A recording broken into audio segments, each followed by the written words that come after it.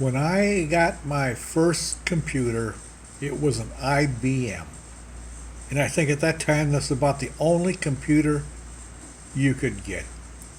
I don't know, it was like 1995 maybe. Anyways, it took this floppy disk, 5-inch floppy disk. It didn't hold much, but it was dependable. You put data on it, you could get it out. Then came along the 3.5-inch floppy disk, hard shell floppy disk.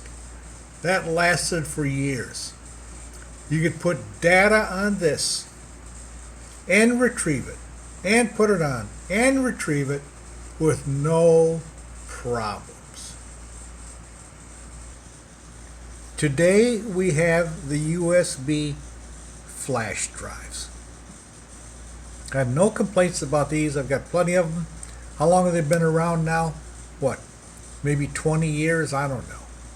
But anyways, you put data on it, and if you buy a good one, you can get data off it and put data back on it and put data back off it. No problem. I've got these. I use them. They are dependable. Now I want to show the worst data storage unit ever invented.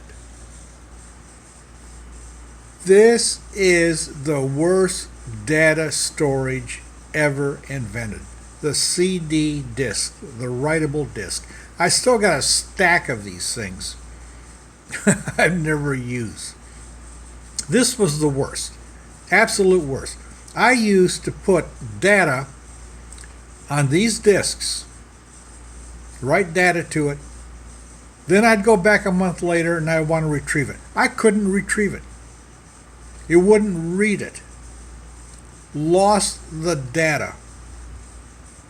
Over and over again. These were the worst of retaining data.